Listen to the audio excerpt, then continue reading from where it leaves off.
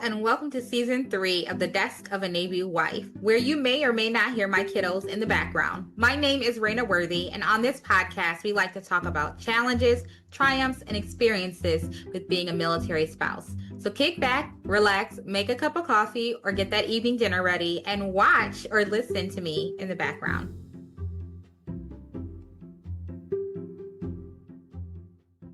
Right, everyone. I'm so excited to have you all today. And joining me is Dr. Mamie Pack. She is a military spouse as well as a sorority sister of mine. So I'm super Yes, excited yes. to be able to highlight her, all that she does, as well as her sharing her journey. Mamie, go ahead and introduce yourself to our viewers and Yeah. listeners. Yeah, well, thank you first. Thank you for inviting me to your platform and all of the individuals that are connected to you and your journey and all the hard work that you're doing in the spaces and supporting our military spouses and military connected community. So thank you. Yes. So I'm Dr. Mamie Pack, and I am military spouse. Well, now veteran spouse, because we're on the retirement side, which is kind of nice. Mama of 4 fellas, a educator, entrepreneur. I'm also a dreamer, a visionary, a hope dealer. I am just really been blessed and privileged to be able to work with different people, walk with people from different walks of life, whether that's me being in the educator space, whether that's being plugged into my community, whether that's me working in an entrepreneur space, but really learning the importance of how things change when we learn how to do life with other people. And then how do we teach people to build the skills that they need to be able to prioritize their mental health or implement self-care or go back to school, or how to run a household when this is your first deployment and you got a crying baby and you have no friends and no family and those of us who have been on this military journey, you know what that's like to do a deployment where everything likes to break, right? And if it can go wrong, it will go wrong, all of Yes. those pieces. And so I've been an educator for over 25 years, and I have been an entrepreneur now, 7.5 years for our Wellness Inspire stationery.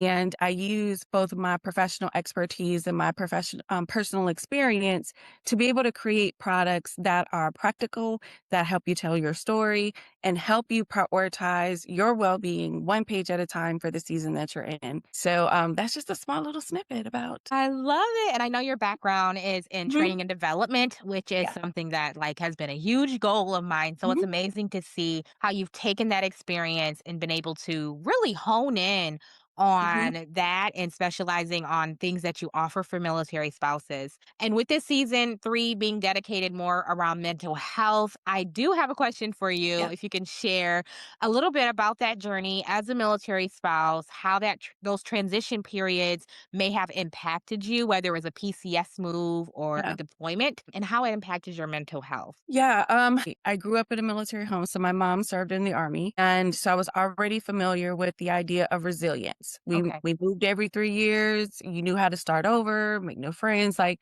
so. There was a skill set that I already developed in my childhood of, oh, this is how you do a thing. So changing, moving, all that doesn't impact me.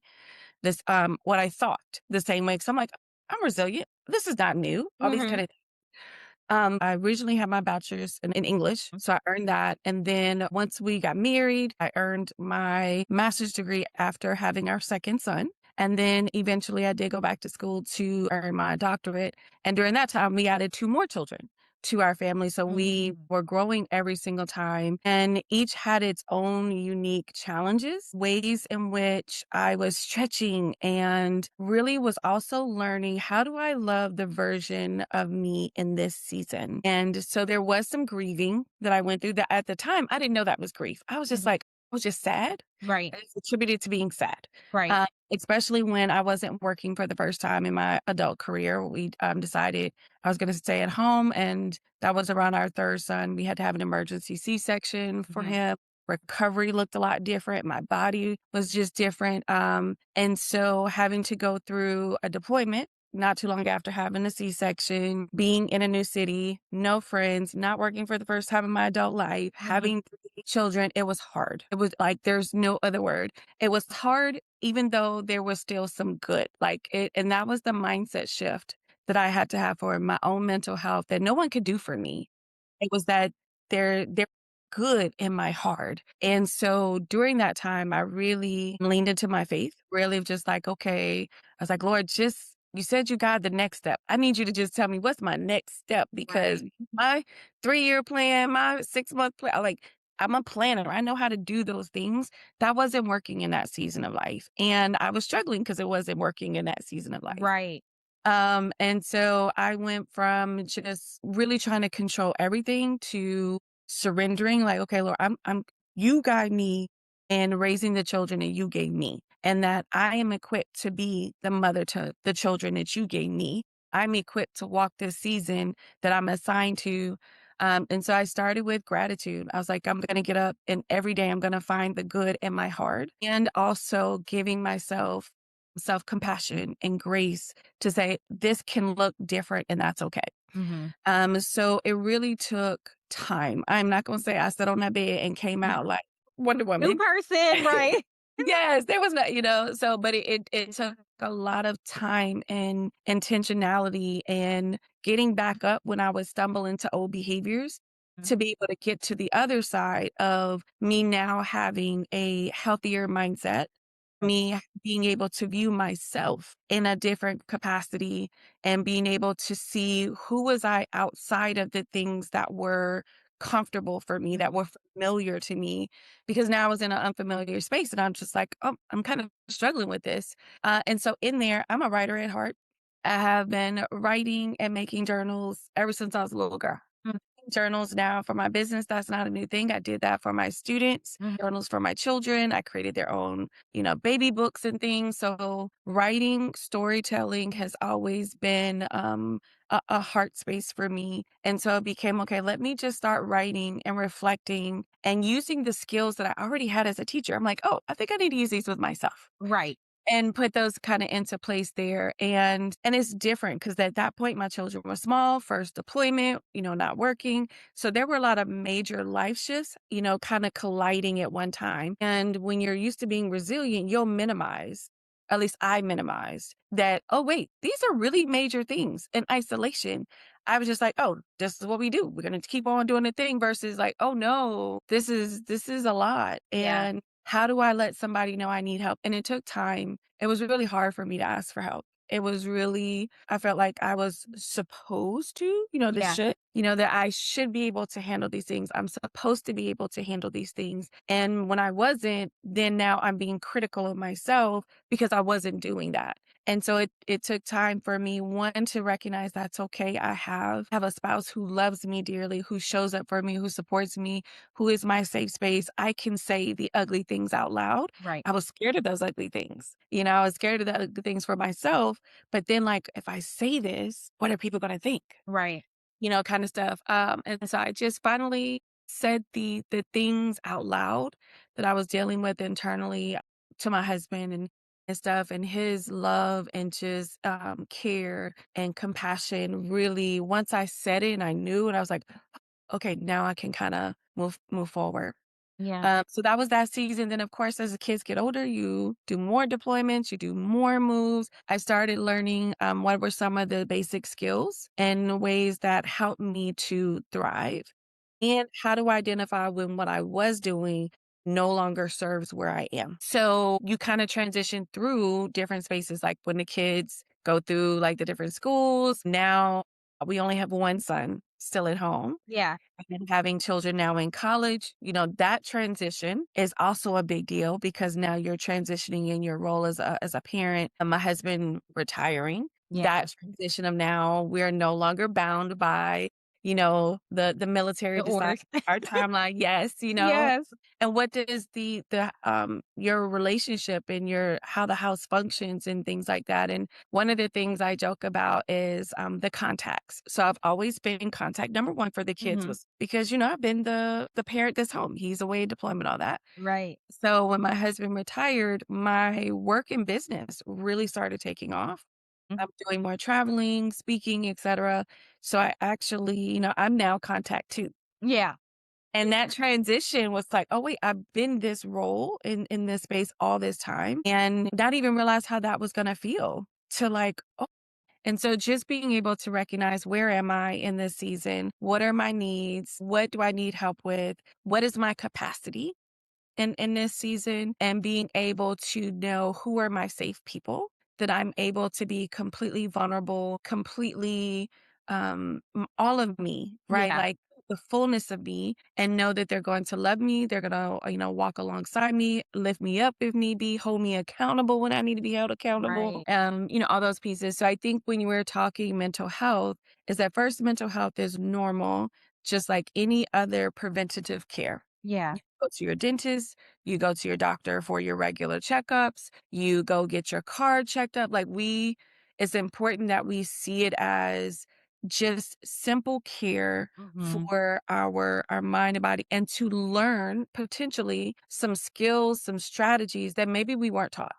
And when you go, and especially if you choose to talk to a mental health professional, a therapist, a coach, they can be impartial. So Right. they can hear the things that maybe you're not, not saying because you don't want to hurt somebody's feelings, or maybe you need to process something to identify, what do you want to do next? So it's really my attitude, my mindset about mental health is that this is the same as me going to ensure that I'm getting, my mammograms done, that I'm making sure that I am going and keeping up with my license and Yeah. all of these things. I treat it as, this is just this. And that impacts the way I view how I show up in this space. And I know we talked about asking for help.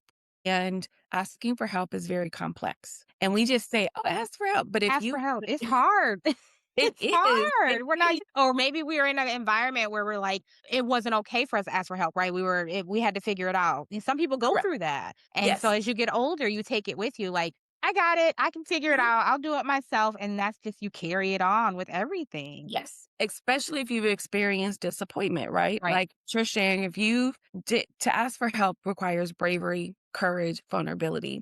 So to be brave and courageous and vulnerable, and then you say this, and then they're like, that's not a big deal. They're either dismissive, they don't do the thing, or they tell you shouldn't need it, right? So you deal with the disappointment, and then depending on who you are as an individual, because my response to that is, cool, you ain't never got to worry about me Right. asking you, right? So that's not healthy either. Right. But that is, we have our own responses when we deal with that kind of disappointment in there. And then also managing your expectation when you ask for help, because asking for help, that person may want to show up for you, but they may not be able to show up to the capacity in which you need them, Yeah. or they may not be able to do it in the way that you want it. So if you need a specific ask, like, hey, I need somebody to bring dinner. Now, I get that you might like your kids to have home cooked things with vegetables and none of this, but if they bring over some fast food and you didn't have to cook and you're able to rest, either you're gonna be upset that they did fast food. They responded to the help that you asked for, Mhm. right? In the way that they could. Yeah. Are you more upset that they didn't do it the way you would do it? Or are you going to accept the fact that they did show up and they did meet the immediate kind of request? Mhm. So when we're asking for help, is also managing the expectations of that, and also recognizing this person I'm asking for help from, are they able to show up? Right. What is the capacity? So even I've learned not to just generically say, oh, I just really could use some help. Right. Now I'm very specific about what it is I need. I need help in doing this thing. Is this something that you're able to do at this time? Mhm. That person is going to say, yeah, I could do that. Or like, I can't do that, but I can do this. Would that be helpful? I recognize that's helped me better be able to respond and engage, but that's Mhm. also helped the people that I know love me, that I know want to show up for me, how they can show up in a way that still honors what's going on in their life, you know? Right. Yeah. Yeah. And I'm glad that touched on asking for help and the expectation side, because I Mhm. do feel like so many of us, whether we're perfectionists or we just know how we like it, or we're used to, I can get it done, I'll just do it myself, and taking that aside and saying, "Hey, Yeah. listen, they're here to help you to the capacity that they're able to," and just learning to be grateful and having Mhm. to really unpack all of that. Like, I think for many of us military spouses, and maybe it's just a human thing, Yeah. right? Where it's like we have these expectations with everything. Mhm. And I know there was a conversation I had before with my husband. Or he says, well, I learned not to have expectations. That way I don't get disappointed. And I'm like, I can see that, but that can also be, something we need to talk about. So it's interesting. I will ask you, what strategies or tools have helped you the most in maintaining your mental wellness through the ups and the downs, all these transitions that you shared? Yeah, so one go through is self-reflection. I am, of course, a journaler, but what I really believe journaling does is one, it requires you to slow down. You're pausing, you're making your body actually sit. You are, the just what it does for your brain when you are putting, writing, as we say, pen to paper, pencil to paper. So I do journal, and it helps me to identify what am I actually thinking, feeling? And my journals are, when I'm doing journal writing, I don't focus on, am I using correct grammar? Is this a complete sentence? I'm not critiquing my handwriting on like, oh, this doesn't look pretty. And I'm also not being critical of myself of what I put on the paper, Hmm. right?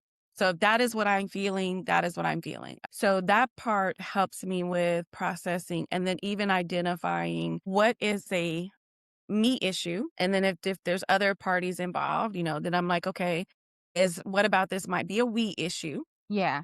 What is this? Maybe this is just a you issue. Right. And so it helps being able to journal and then identify which parts are in there. If I recognize there is something relating to me, now I'm going to start doing some deeper dives to asking myself, all right, where did this thought come from? When did I first recognize I had this type of thinking? Can I go back and say, oh, had this idea when I was in college, or this is what was said to me in my childhood, by my mother, or whatever the case may be. Like I'm Right. going to now start to do a deeper dive. Like this thought isn't just a thought, it has a root somewhere. Yeah. Like it's embedded. And yes, so Hmm. now I'm really kind of spending time with what does this mean to me? Where did this come from? Do I even think this, or have I just been taught this? Yeah. And those kind of things. So the journaling is kind of like a starting point. Also identifying what do I believe to be true. So being able to use scripture, prayer to also reinforce like, okay, you know what, this is not, this is a faulty thought. Mm. This is not a true thought. This is unhealthy. And if I identify as something unhealthy, how could I reframe that? And then how do I practice? So I don't know if you can see like right behind me here Yes. is a bunch of sticky notes. Sticky notes. Yeah. Yep, I have a lot of sticky notes, and on those sticky notes are reframing thoughts. Okay. There are scriptures, there's quotes, things that I have used to help me when I find I'm starting to have certain mindsets, and to help me stay anchored. Mm. And so that those are some there. Also recognizing when do I find myself going through.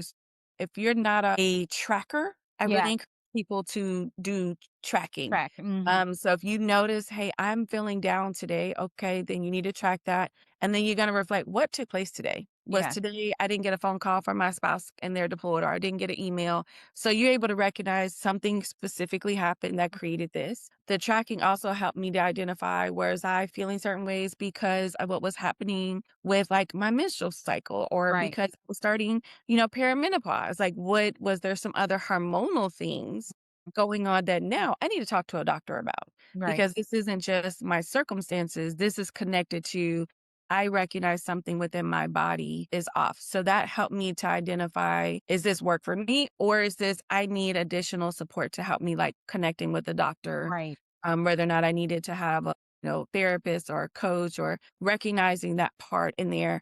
And then identifying where's your safe space, who are your safe space people, and being very clear about who they are, and always remembering that these are the people who love me.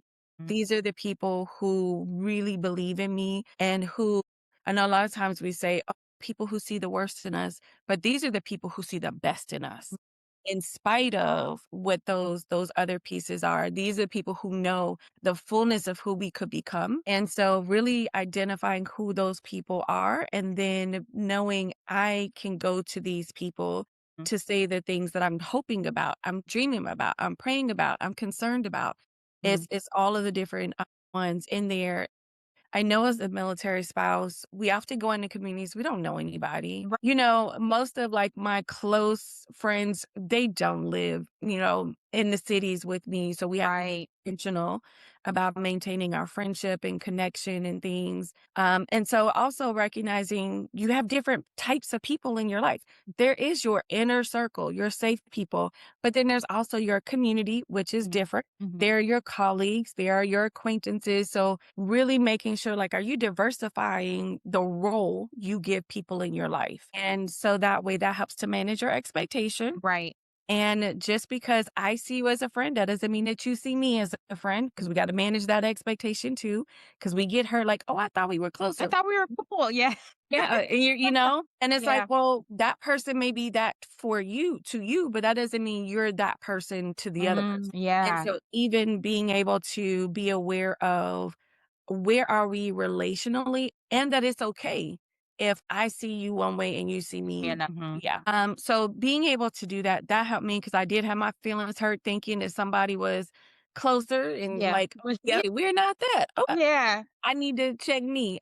So those are conversations and lessons that are hard lessons to learn that mhm, nobody was telling me about. Like I had to stumble into learning that there's different types of those relationships and the right, importance of knowing where people are in that and that I may be in a different circle for them in there. And so that way too, you can manage again, those expectations, right? expectations, You can yeah, manage those expectations when conflict arises, that type of thing.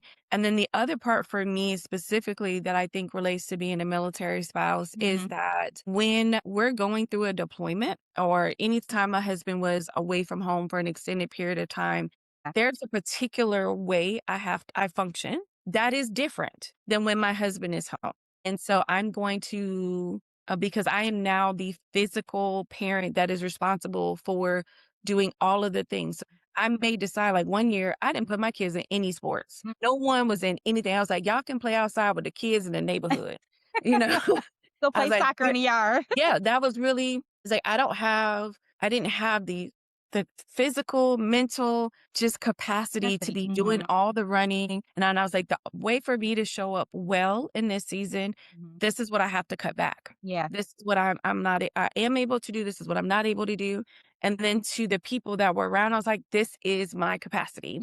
Don't take it personally if I say no, but please still keep inviting me. I know yeah, I said no the last 2 times. I'm just like, please inviting me really matters. I'm trying to da da da. People have never gone through the military life, know what it's really like to recognize you have not heard from your husband in 48 hours right, longer and you're just like, "Oh, is something going on? What does this mhm, mean?" The weight of that also knowing you are responsible for all the things in their absence. And then that's your kid's father. Well, in my case, that was my kid's father, yeah, but that was my husband. mhm, So as a wife, I was not, I'm missing my spouse and the way our relationship is and being able to talk and share and laugh and all that. And right, so it's very you're managing what you're missing, but you're also managing what your kids are missing. yeah, You're also managing all the people who love your spouse and they want their updates and how things are going and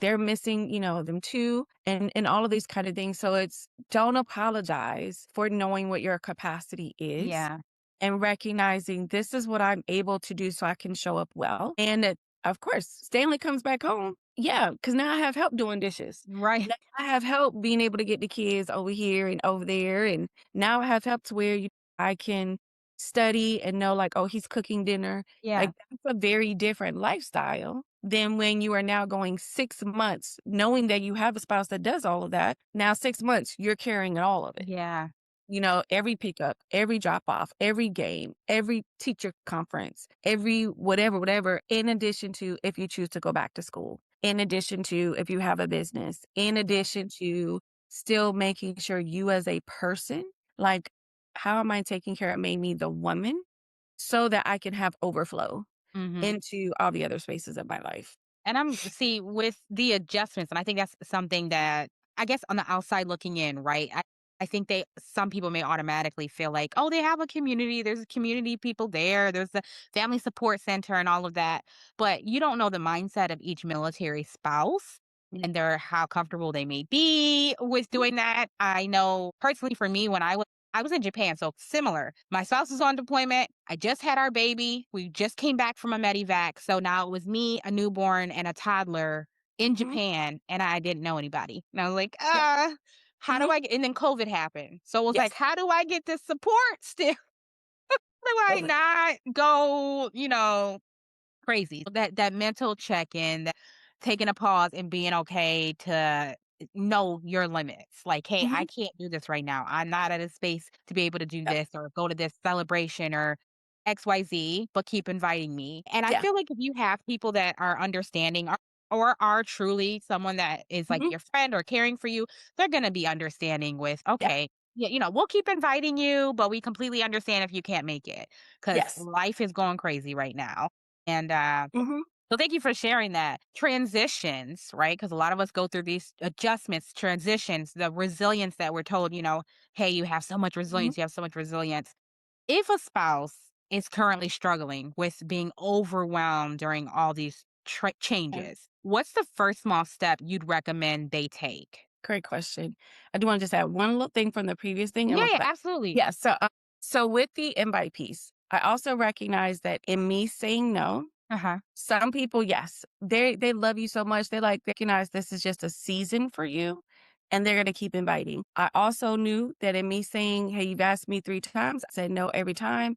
We are not bonded in that deep way. I totally get if now I'm not being invited because, like, "Hey, I invited you 3 times. You told me Said no no. every single time. Yeah. So clearly you're da da da." And I recognize that's for me to own, and that's not for me, like, "I can't believe they're not inviting me anymore." Well, I did say no the last 3 times, Yeah. so, like, this is like, I have to own my part of that, and again, those expectations Mm, in there and being able to recognize, like, that doesn't mean they have or they want to. It doesn't even if they have it, they may not wanna keep asking me and asking me, asking, and right. what does that do for them and me constantly saying no?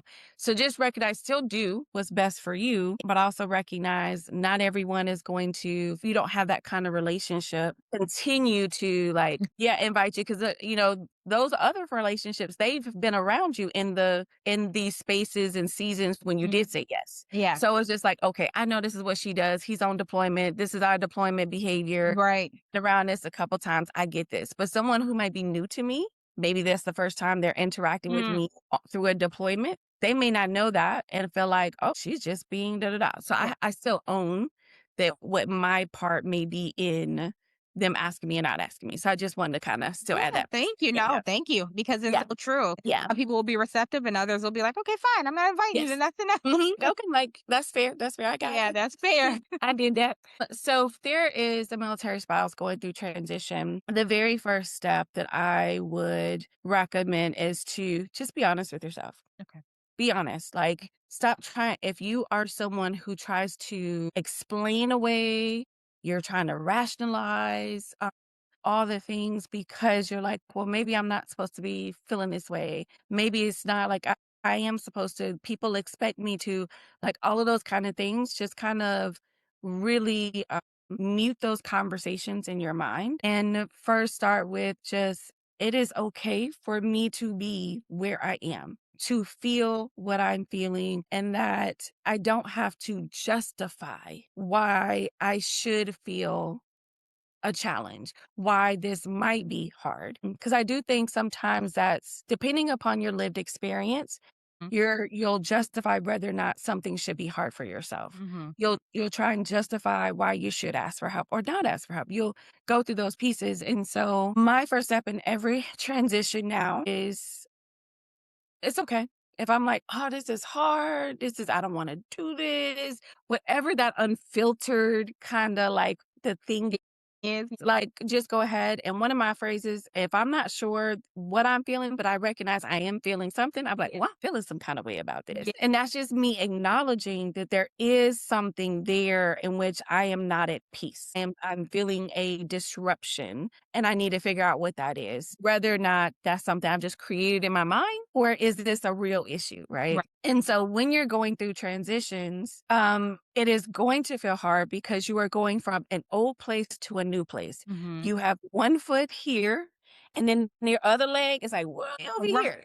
You stretching with the toe. Exactly. So you might just be barely in each one, Right. but that stretching creates uncomfortable space. Tells you, oh, I may have a knowledge gap. And that was one of the reframing statements that I used when I was Uh-huh. like, oh, yeah, I should know how to do this, or I don't know how to. I'm like, oh, you know what?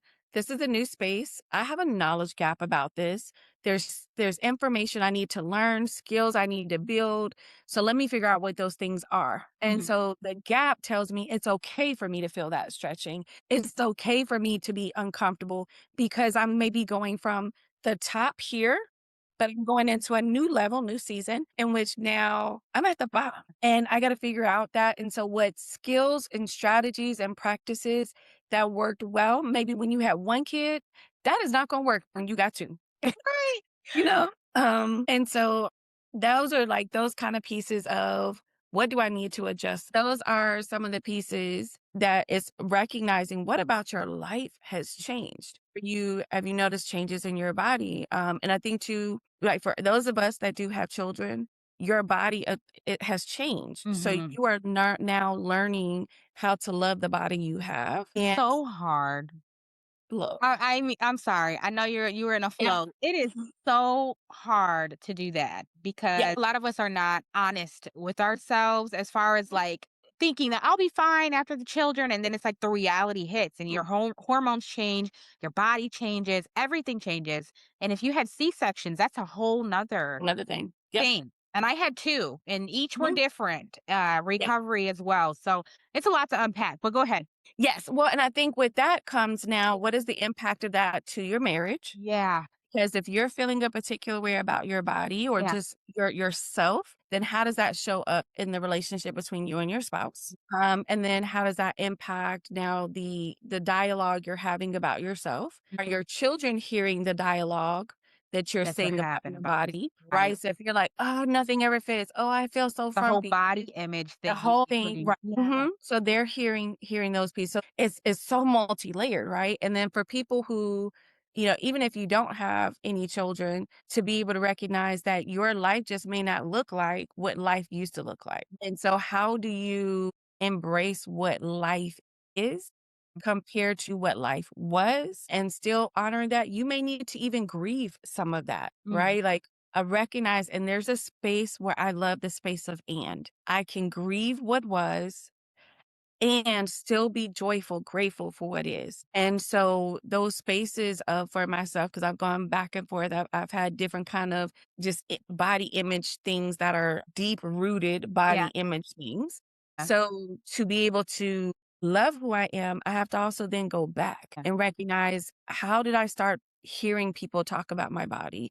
Mm. How did the people around me, how did the other women in my life talk about their bodies? What were these things? All this kind for me to now start saying when I get ready to have those kind of thoughts, I've already planned for what I'm going to tell myself and I have the thought. So it's not if, it's a when. I'm Right. probably going to have this thought. So when I have this thought, have I already created a strategy for myself? Mhm. So I do. So when I go through this, I tell myself my body is not a trend. My body is capable and loved and has carried my children and has carried me through all these different. So I've created these statements for myself Mhm. ahead of time so that when I get here, I already know, nope, this is what I'm going to say about myself. This is what I'm going to say to my body so that it's not always what I'm saying out loud, but it's also what am I saying to myself in my mind Mhm. about myself, my relationships, my capabilities. So maybe school was hard for you growing up and you want to go back to school, but you're like, oh, I'm not a learner. I'm not smart enough. Well, you now have a thought. Write down your replacement statement, reframing statement so that when the thought comes back up, you're not smart enough, you're able to say, I am capable of learning. I have resources and strategies that will help me be able to learn new information. So you're reframing that you already have it and you need to put it where you're going to see it. Right. Put a sticky note in your office, put it on your bathroom mirror, put it on your screensaver on your phone. Right. But I always recommend create strategies in the good so that you have them when you're in the hard. And that works for all things, your relationship, being able to, if, as a being a military spouse, the different demands of what military life does on your marriage, Yeah. and being able to recognize there's things your spouse cannot talk to you about. And so how do you honor the fact that there are aspects about their career they cannot share with Share. you? Yep. Whereas you can tell them your whole day. Right? Like you give them all the details that we went here, we did this, I talked to Yeah. this person, I was thinking about this. You have given a whole 1 hour rundown of your day. Right. And you're now like, okay, babe, so how was your day? Good. It was That's a it. day. Work was It was a work. day. Yeah. It was regular, it's the same day as every other day. I'm like, but the young military spouse me was like, I really struggle with that Yeah. because I wanted to be included in like, oh, we're sharing about our day. And I had to learn that there were perimeters around what he legally Good set. is able to say or not say. So to not even go that route, you know what? These are the things we're going to talk about so that I'm able to honor what his professional responsibility is and then be able to focus on the things that we are able to talk about and not take that other stuff personal. Mm. Right? Because it's not about me. That is his responsibility to the U.S. Navy and the job that takes care of the family. Right? Right. Like, He can't have the pillow talk, as they call yes. it. So you recognize there are very clear boundaries Mhm. between what is able to be shared and not able to be shared. And I do think that that can be a new space when you Mhm. are a young spouse, especially if you did not grow up around military people. You Right. did not grow up around the military community. Everybody else's spouses are telling about their days. Like you might feel something, but recognize this is what his professional, the spouse's professional responsibility is. And they need to be able to ensure that they are abiding by legally what they have to abide by, Right. right? So then just identify what are the things you do want to talk about? What are the activities that you can enjoy as a family? How do you continue to build other aspects of your relationship with your spouse so that you still have that level of intimacy and connection and communicate. I'm going Right. and Right. different seasons require different levels of communication, Oh, for sure. on both Different sides. So, yeah, so that's conversations. kind Yeah. of yeah, Man, so now, because I know with you talking about these conversations that we have to have and these different transition periods, you specifically are going through this new transition period, yeah, right? And you I understood earlier you have children in college, correct? yes, yeah, Okay. So, how are you navigating your children leaving home, going to yeah, college, starting to touch on that adulthood a little bit? And what impact does that have so far on your identity as a yeah, parent and also yeah, as a spouse with yeah. your significant other retiring? Yeah, when we got into the retirement kinda space, Yeah. my mind was initially very focused on, like, understanding what this means for my husband, what does this mean for us as a family, kind of anticipating some spaces of, "Hey, we need to make sure we are increasing communication here. We need to make sure that we are now we wanna" 'cause we always have, we do weekly family meetings, that's a Okay. part of our family norm, and then we also do, like, planning kinda thing. So we have our emergency plans, we have, like, readiness plans, so those have been things that have already been a part of the way our family functions in there. And so being able to check in, with each kid, because every kid processes things differently. Yeah. But what there is, so it was, you go through the retirement space, what it's so exciting. It's like, oh yes, yes, yes, yes, yes. And all those pieces.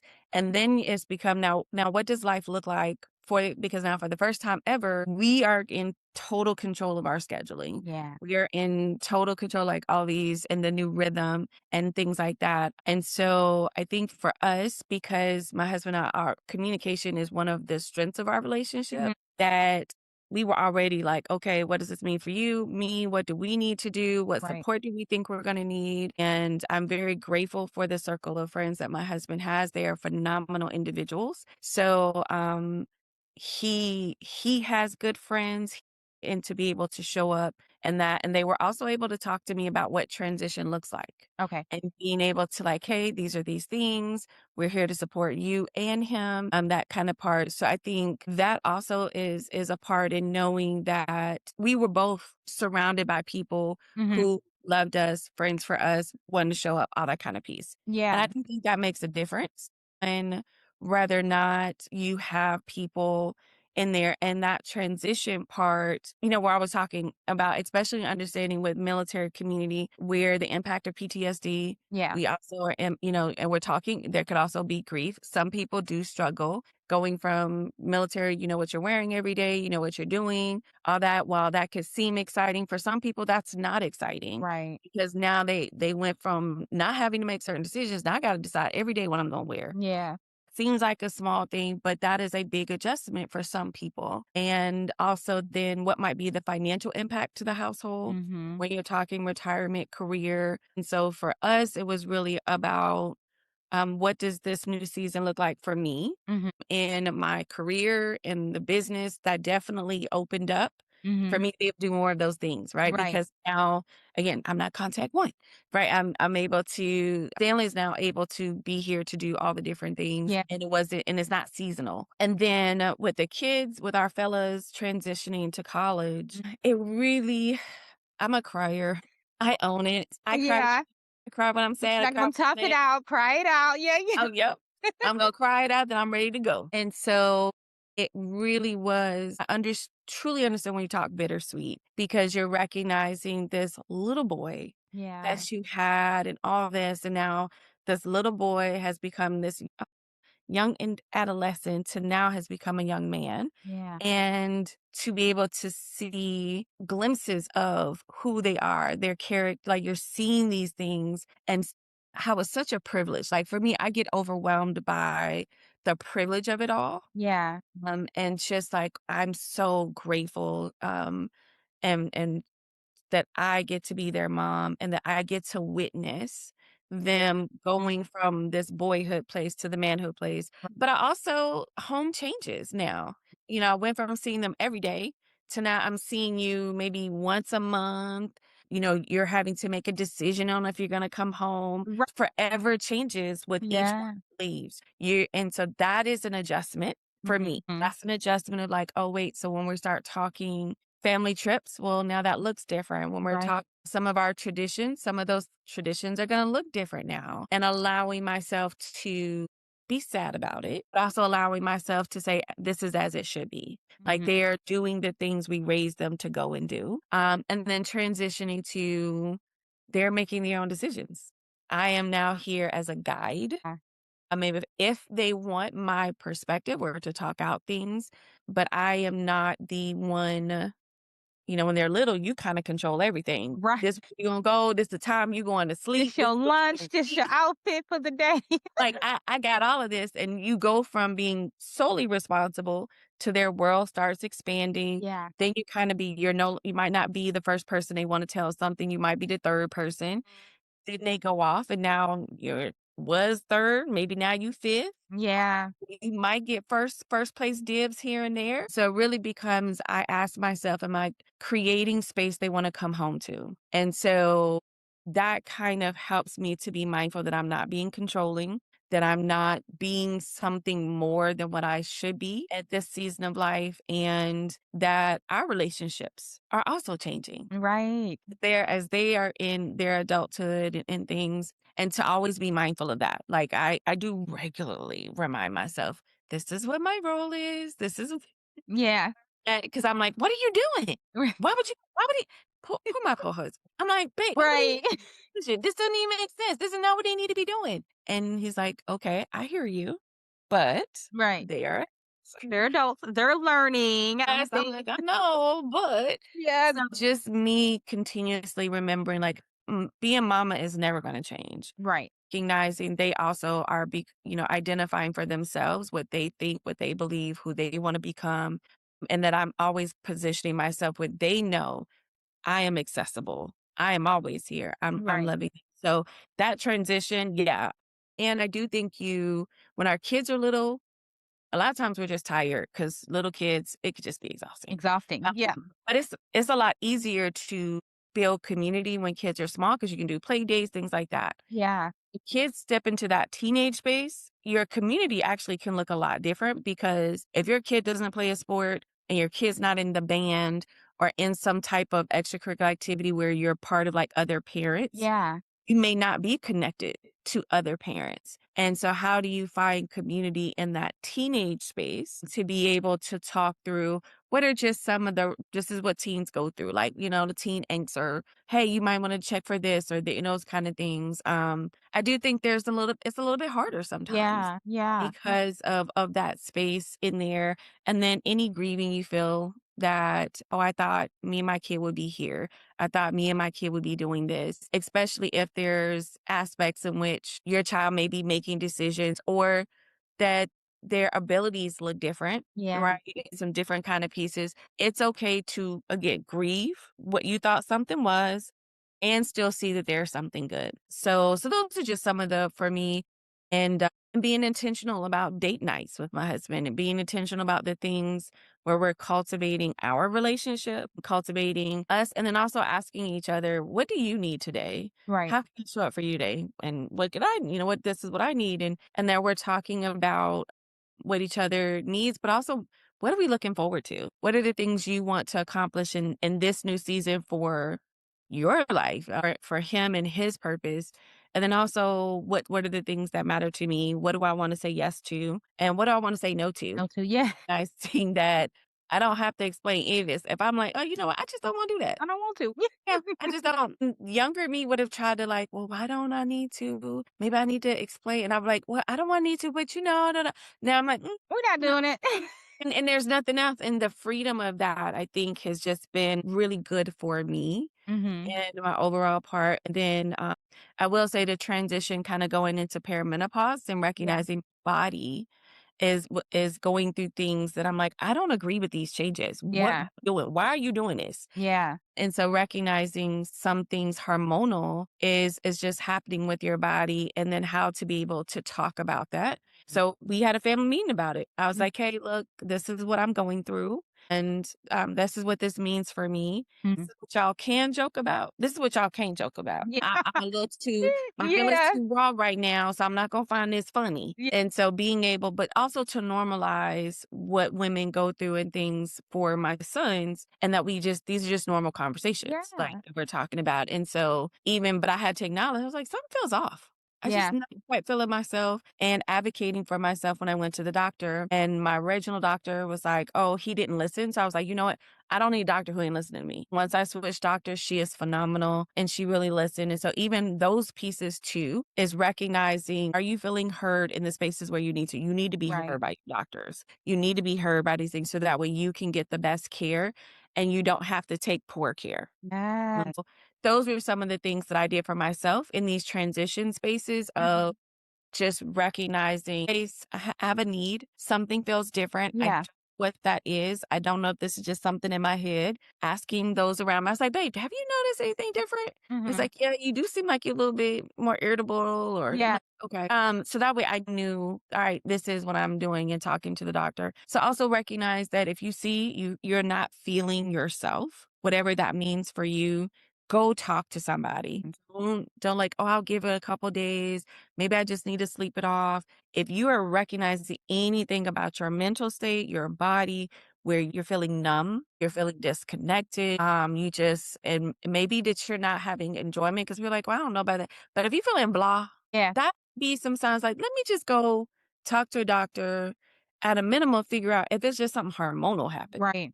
Right? It could be that some vitamin is low and you need something, Right. And you don't uh, even know you it. don't Like know. you don't know Exactly. it. So, yeah. So those are the things I would say.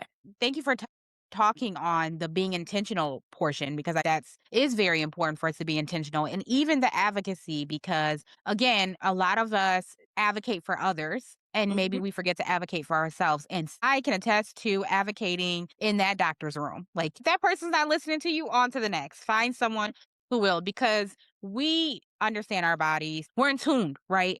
Enough to know, like, if there's something that feels off, we have a lot of changes that's going on, we need to get that checked out.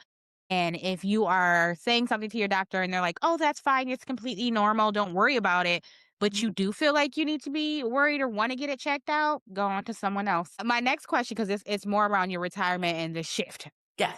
'cause you have 4 boys? Is Yes. okay. You have that, you have your retirement, which is that whole shift in itself. What advice would you share with those spouses that are preparing for that transition, just the retirement piece? Yeah, get involved. If Okay. you are able to attend all of the meetings with your spouse, go to the meetings. Okay.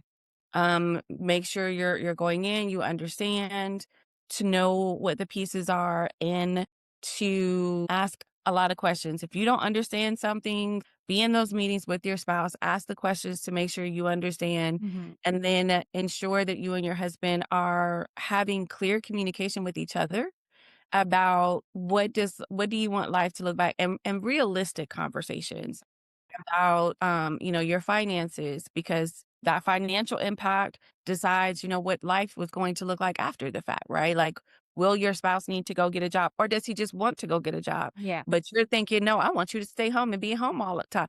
Like, you also want to discuss what are the things that you are expecting life to look like, what expectations you have of each other. Are you aligned together?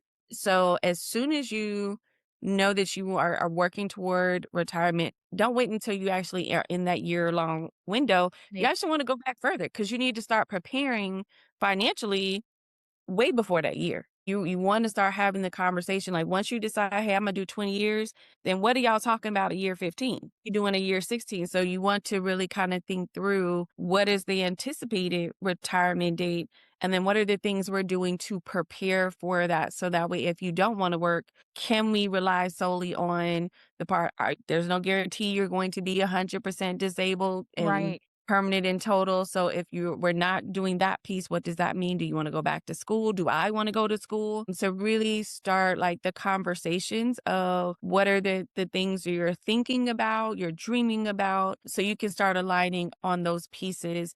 And that helps you to start thinking about what can you already be getting and benefiting from while you're active duty, Mm. because there are a lot more resources for spouses and things to do when you're already on the base or when you're in active duty, and scholarships and some other things. Things shift when you go from that active duty military spouse to the veteran spouse. The resources look different. Really make sure, even though like we've never lived on base, make sure you're still using all of those resources that are still available to you. And there's so many communities and resources now to be able to support military spouses, veteran Mhm. spouses. So that's my recommendation. One, go back. You need to be talking way before you actually get to retirement. If you are now, whoever's listening, they're like, we're actually getting ready to retire in a Yeah, year. eh, we're year 16, so I'm like, I'm tuned in. What are we talking? Yes, like all the things do What start. meetings we talking about? Yes, all of the different pieces, maximize what's available to you, because there is a lot available for us as spouses. And given that I've been doing this, I mean, my husband and I have been together 21 years. So what resources look like then? Way more now, just Mhm. in Google search, right? To be able to do, but the basis, having all the different resources there, go and access those. If you're within that year, again, make sure you're going to those transition meetings that they have as you're getting ready to separate, the Yeah, separation she's talking meetings. about the transitions, the transition assistance program. They typically Mhm. have TAPS week. Go to every single day. Okay. They have the veteran day, the VA day where they talk about all of that. They have a financial day. And then they have the days where they talk Mhm. about your employment and your resume writing and interview prep. So definitely go to that entire week. Yes, and have the discussion, and then identify also what support your spouse may need. If your spouse already has been identified as having PTSD, or if there's any type of physical aspect that could impact your home, like thinking about what support may be needed, not just for your spouse, but what may be needed for you, for Mhm. your children. And then if you do have children that have some special needs that need different resources and things, okay, what is that going to look like? Especially if you're going to decide to move when you retire. And so a lot of very big decisions are being made, and you want to make sure you're giving yourself the time to think through these decisions, instead of getting to the end you're like, well, now we got to make We have all to, these decisions, we yeah. have to do all these things there, and that creates stressors. So the more you can address ahead of time, that removes a lot of the stressors that you're going to experience later on, so you can really just enjoy it. Yeah. um, Going through the retirement time with my husband and the ceremony and just that time, that was such a wonderful celebration. Hmm. And we were able to be completely present and enjoy it and all that, because we had already had all Everything. all of this on the, on the other side. But the communication never stops. And it's really continuing to have those discussions, continuing to talk. And if you recognize you're struggling with talking, maybe go to a couples therapist. Go get the support to help you identify, hey, we're struggling with communication right now. What Right. can we do? Go get some support for that in there, and recognizing too when your spouse may need mental health support. And what are your resources to ensure you're able to know, who do I reach out to in retirement when I may see certain things? So there's like, you want to think through all of the different pieces and to talk with one another about what that might look like. What, not that it will happen, but what could it, if it does, what's the plan? What are the resources? So you have insurance just in case. You hope you never need it, but you got it, right? Right. So you need to do the same thing. Is what resources do we have, things already put together? And if you've been a military spouse, we all got binders. Okay, we got binders. Finders for Get days. binders for days. Get your retirement binder together. Yeah. And start documenting some of these conversations, decisions that you need to make when you're at year 15, 16, so that way you're able to kind of start thinking about, we need to see a financial planner now. Do we need to start thinking about, our kids might want to go to college? Do we have a plan for them for going to college? Are we financially able to do that? Like all of those different pieces that get into the minutia of things. Yeah. And recognize some of those conversations are going to be hard. Some of the things might be stressful, especially depending on what your history is. Like if money freaks you out and you're like, oh, we got to have all these money conversations. You already know it freaks you out. So you already know you're going to, those conversations are going to be harder. Yeah. You're talking about, oh, let's go on this vacation, right? Right. You ain't got the money for Right. retirement to pay your mortgage, then you're not going to be having conversations about doing vacation, right? Because how we paying mortgage? Realistic. Yeah. Yeah. So it's a lot of knowing yourself, knowing the things that matter for yourself, the stressors, the things you might worry about that may not be the same things your spouse is considering or thinking about. So you want to make sure you're having that conversation to be able to say, hey, I'm concerned about this. Do we have a plan for this? Yeah. What are you thinking about regarding XYZ? So talk, and more talking. And if set weekly time aside, this is our time to review these things. Then that way, mentally prepared that we're going to have these conversations every Saturday at 10 o'clock. Mm. I You have a know, question for you, and it's a yeah, quick follow-up because it's you got my wheels yeah. spinning. When your spouse is close to retirement or is about to retire and you have your ceremony and everything, where do Mhm. they send your household goods? Do they send it to that last place that you have on your address file? And I'm asking this because some people retire overseas, and it's like, Mhm. okay, where does all my stuff go? Like, how does that Yeah, work? that's a great question. I do not have the answer to that Okay. question. I don't know about the overseas Yeah. component. Of course, within the US, once you identify that process, I do know, but we chose to stay in our last duty state. So we didn't Okay. need to have You have to anything move anything. shipped. Okay. Yeah, we made that choice, but it's a whole process. So you're setting all that stuff up then, but I have no idea about the overseas part. Okay, I'll look into it, but it Yeah. just made me Hmm. think. It was like, it depends on Yeah. where we go next. Like, how is that going to work with Yeah. all of our household goods? So that's something that I'll look into in the Yeah. notes if I find the. Everyone, I did find out the answer after the recording. So after we wrapped up this episode, I did some digging to fully answer this question on where does all of our household goods go if we are in the process of PCSing from overseas to stateside, right? What happens to our HHGs? So I did find some information, and so I want to be able to share this with you to give us some clarity. So when you PCS overseas, your household goods are usually placed in a non-temporary storage.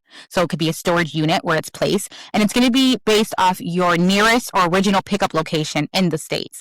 Because many overseas duty stations have strict weight limits, that is something you want to keep in mind when you're packing up your household goods. So your full household goods typically do stay in storage for the duration of the time that you're overseas. If you have like additional washer, dryers, and things you're not going to bring along, you'll send a smaller unaccompanied baggage shipment ahead with all of your essentials that you'll have what you need while you wait. Now, when it's time to move back stateside and you have a new address, that's when you'll coordinate the delivery of your household goods with the Transportation Management Office, also known as TMO, or your personal property office, which is PPO. So your significant other will know those terminologies, and those are the people they need to have a conversation with. There are important time limits that you want to be aware of. One is that if you're separating, you'll generally have up to 180 days from your separation date to have your household goods delivered to you at the government's expense. If you're retiring, you have up to 1 year from your retirement date. So if you miss these windows, you may be responsible to have to come out of pocket to pay all of this with your household goods. So takeaway is stay in complete communication and close communication with your PPO and the TMO, which I referenced earlier, and reach out as soon as you're returning stateside. So once you have a date locked in, my personal advice would be at least contacting anywhere from 5 to 6 months prior to you leaving. That way you kind of have a house already locked in, an address at least to send all of your household goods to. So make sure that your delivery is smooth. If there are some additional resources, I will also be including them in the show notes, such as PCS Like a Pro, and I'll find any other resources and be sure to plug that in as well. That's it, everyone. Have a great one.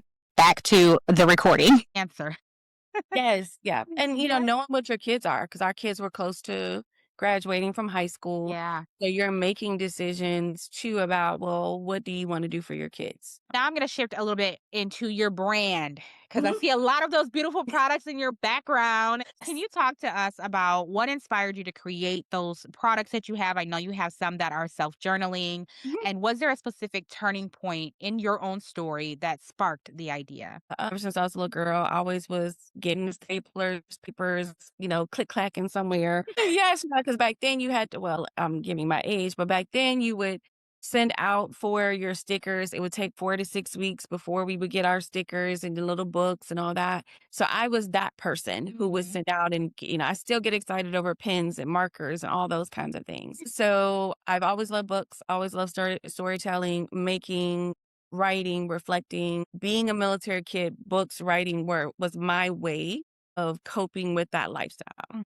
I was always familiar no matter where we went. I knew I could find a library. I knew I could find books. I could write. And so my bachelor's degree is in English as a result of that. And I've always also been a creative. Like I do like to create things, make things with my hands. So that kind of space transitioning, here now to Surprise. Well, as a little girl, I used to tell my aunts, my mom, or pretty much anybody who would listen, that I was like, one day people are going to pay to hear me speak and they're going to buy my books. And when you're little, you put your hands, as my grandma said, On on your hips. imagination. Yep, on my hips. So she said, your imagination. And I'm like, oh, they're going to pay to hear me speak and they're going to pay to buy my books. And so I was a big dreamer even as a little girl. Mm. And then what really kind of kickstarted Mamie Alpaca Media was during that time in which I was staying at home, had our third son, C-section, first deployment, and life looked different. I had to figure out kind of how do I make my life look now? And I felt like I couldn't do any more than what I was already doing.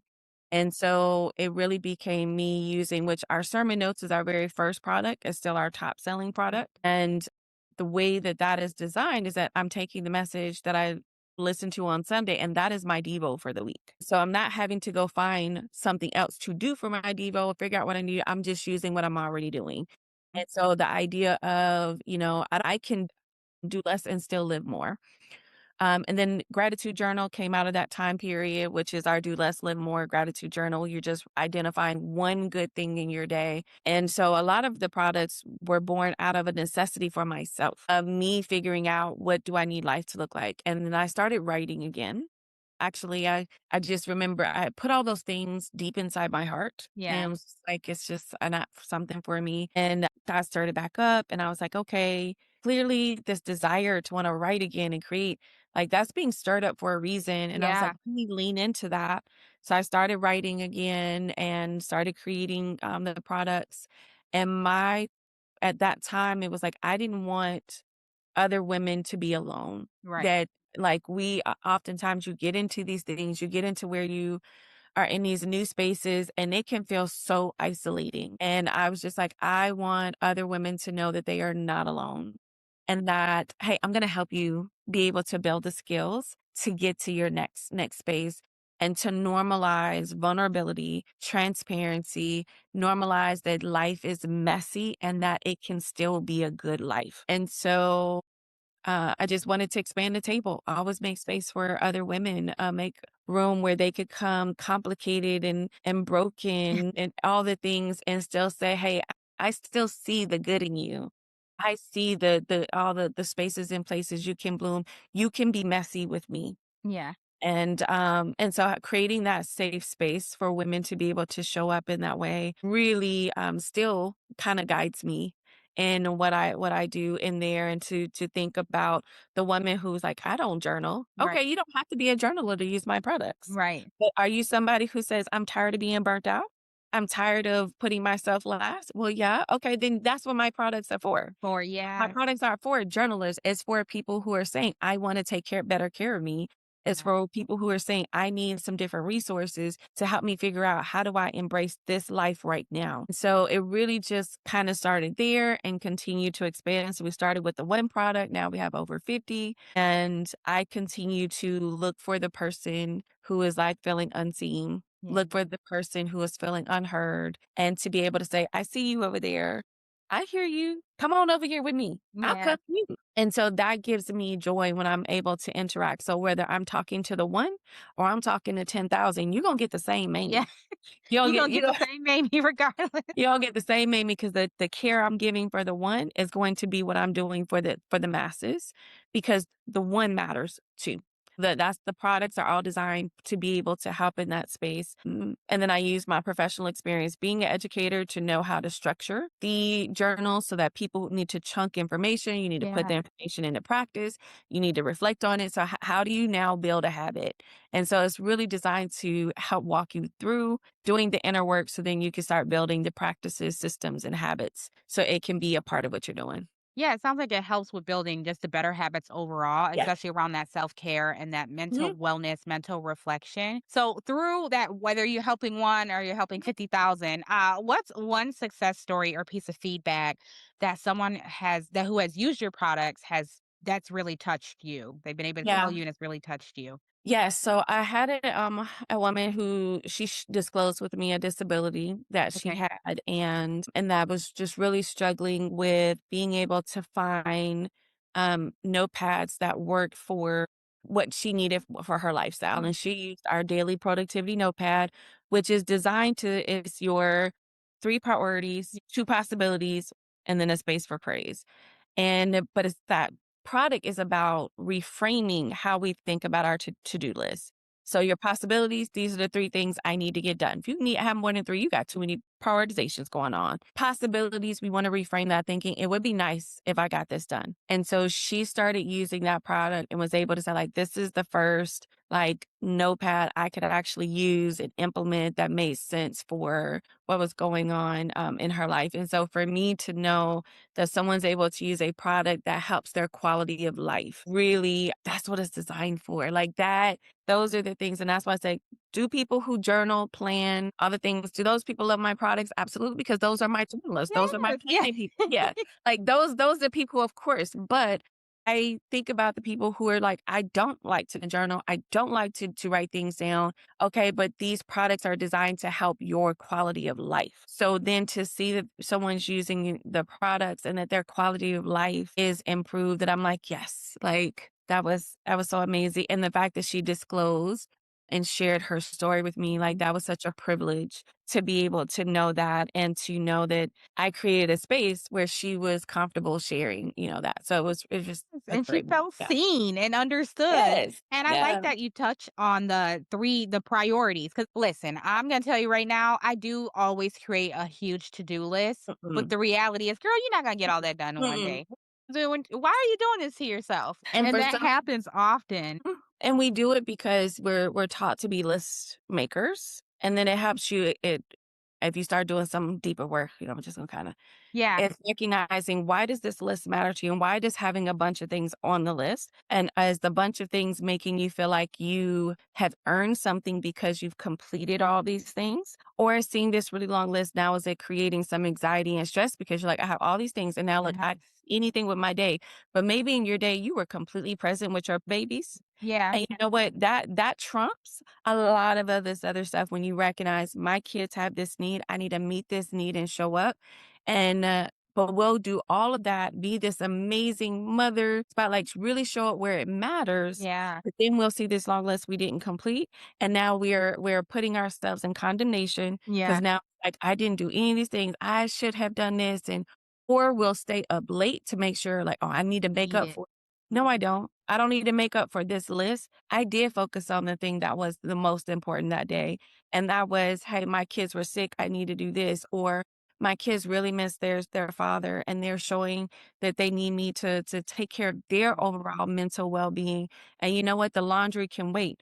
It's okay if we just gonna have to order a pizza and we're gonna just chill out and we're gonna Right. actually do this thing. But I'm making sure my child's overall well-being has been met and is good, and that will trump the list. And so giving yourself that permission in that space to move away from the condemnation. And that took me time because I Yeah. really was like, oh, I didn't do anything with my day. I feel like such a failure. I Yeah. should have done these things. Now up at night trying to do all this, and then I'm exhausted the next day. So it becomes this never ending cycle, and it's just constant condemnation, shame, uh, over and over. And I was like, I Right. need to break this. This is not healthy. This is not who I want to be. This is not how I want to mother. And to start doing the work of, I need to get rid of good. I'm being a good, good wife, good mama, good whatever. I was like, I need to break up with good because good is Yeah. getting me in trouble. It was, it's keeping me in bondage because I had an unhealthy view of Mm. what was good. Right. Breaking up with good to become what is the priority? Did I do the things that I was assigned to do that day? Did I steward well my time, my relationships? So really shifting, but I'm gonna tell you, it took years. Like me tell people time, I'm not talking a week, a month, I'm talking years Yeah. for me to do some of that unpacking, to do some of that changing of mindset, then to change behaviors and then different stuff. So if you feel like, well, I've been doing this, but I still making these mistakes, okay. Yeah. But are you still getting back up? Are you still doing it? Right. Like it's okay to stumble. It's okay to even fall. Just make sure you get up, dust your knees off and the And elbow, and like, okay, what did I learn from this? Let me keep going. yeah, and I'm still going through that. Like you said, it's gonna take years because it's you gotta think it's a habit. And a lot Mhm. of us we've been doing it for so long with this priority list and not even realizing sometimes that we're overwhelming ourselves. Yeah. We are causing that own anxiety. I had the habit of, and I'm still working through it, I have a list and it's in my head. Mhm. And it's like, okay, I know I need to do this and this and this and this and this today. And then if I get stuck thinking about it, I overwhelm myself. Mhm. This is like jotting it down, breaking it down. You could do this Monday. This can probably get done Friday. And if you don't get to it, that's okay. Put it on to the next week. Mhm. So I'm Yep. working through Yeah. that side of it. And my last question for Yeah. you is more around advice and encouragement for us military spouses and even now veteran spouses as well, Yeah. right? Because we're still going through our own Mhm. transition periods, which you're sharing. Looking back on your journey, what message of hope would you like to leave with military spouses about caring for their mental health through these transitions? Yeah, so I would share that one, celebrate that you're still here. You know, that there is an element that, different military spouses go through your own mental health and things. And so if you are someone that has really struggled with self-worth, you're someone that has struggled with depression, like all of these kind of things, the fact that you're continuing, when you're here and that you're continuing to show up and that you're identifying, how do I show up well where I am with the resources that I have. There's always hope. There's and there are resources to support you. And if you don't have a mentor in your life, there were times that I didn't, but I'm gonna read a book. Now we have so much at our fingertips. Go find someone who's has some strategies or things. What can you go learn? What can you go watch until you're in a space where you can build some sort of authentic mentoring relationships? Identify what are the community resources. So is there already a community meetup for military spouses? If it's not for military spouses, are you someone who likes to read books? Is there a book club around you? I love the public library. Always going to encourage, get plugged into your public library. There's so many resources that are right there about what's happening in your community. And so just recognize that military spouses, we are not superheroes. We are human beings. And I say that in a lot of things that I speak.